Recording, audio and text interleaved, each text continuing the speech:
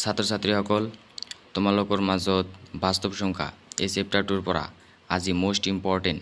question কেইটা দেখাই দিম যিকেইটা দেখাই দিম সেইকেইটাই পঢ়ি যাবা সেইকেইটা পঢ়িলে তোমালোকৰ মেট্ৰিক পৰীক্ষাত 100% শিওৰ কমন পাবা তোমালোকৰ MCQৰ যদি এক্সট্ৰা ভিডিও লাগে মোক কমেন্ট কৰি কবা MCQৰ এক্সট্ৰা ভিডিও বনাই মোৰ ইউটিউব চেনেলত আপলোড কৰি দিম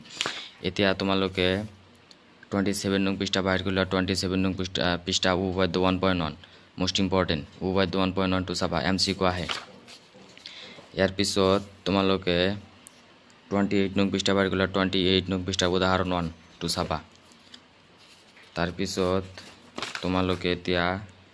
30 নং পৃষ্ঠা বাহিৰ কৰিলা 30 নং পৃষ্ঠাৰ উদাহৰণ 3 মোষ্ট ইম্পৰ্টেণ্ট হয় তাৰ পিছত 31 নং পৃষ্ঠাৰ পৰা চাবা অনুশীলনী 1.1 ৰ পৰা চাবা 1 নং টোত চাবা MCQ কোৱেশ্চন আহে তোমালোকৰ ইউক্লিডৰ বিভাজ কলন বিধি ব্যৱহাৰ কৰি গসাগু উলিওৱা তোমালোকৰ MCQ দিয়ে ইয়াৰ পৰা যদি দিয়ে 2 মাৰ্কছৰ কাৰণে তেনেহলে তোমালোকৰ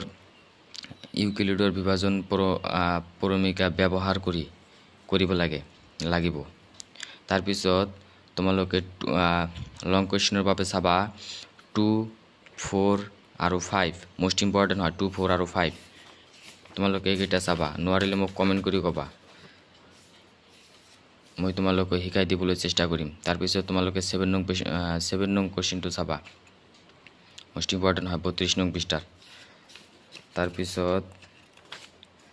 তোমালোকে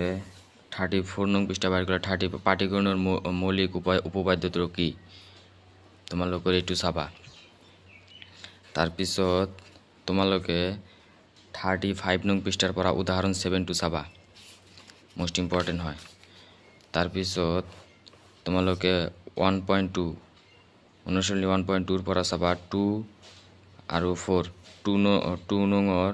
তোমালোকে 2 টো চাবা মোষ্ট ইম্পৰ্টেণ্ট হয় 2 আৰু 1 টো চাবা 3 টো চাব নালাগে 4 নং টো চাবা মোষ্ট ইম্পৰ্টেণ্ট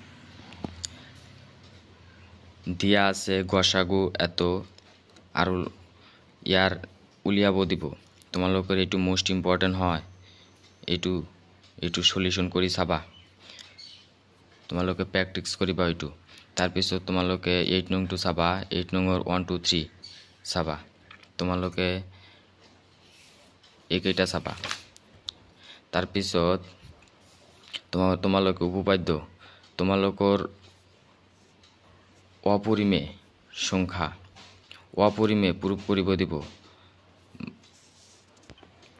তোমালোকৰ এনেকুৱাকৈ ৰুট অপৰিমে প্ৰুফ কৰিব দিব তোমালোকে এটা শিকিলে তোমালোকে যিকোনো দিলে তোমালোকে পাৰিবা তোমালোকে এটা শিকিবা তোমালোকৰ কাৰণে ইম্পৰ্টেণ্ট হয় ৰুট 3 বহুত ইম্পৰ্টেণ্ট তাৰ পিছত তোমালোকে উদাহৰণ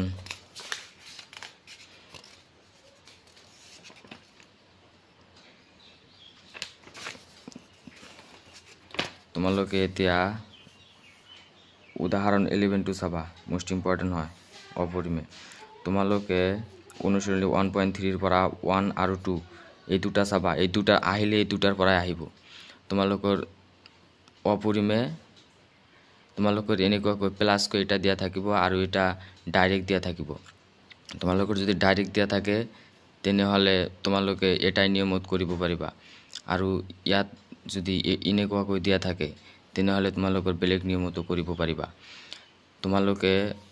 এই দুটা কৰি চাবা প্ৰেক্টিস কৰিবা এই দুটা বহুত ইম্পৰ্টেণ্ট হয় তাৰ পিছত তোমালোকে 1.4 অনুশীলনী 1.4 ৰ পৰা চাবা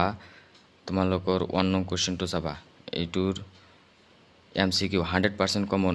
এটা MCQ আহিব নিৰূপদী পূৰ্ণিপনক না সাবধী হয় নে নহয় তোমালোকৰ এইটো মোষ্ট ইম্পৰ্টেণ্ট হয়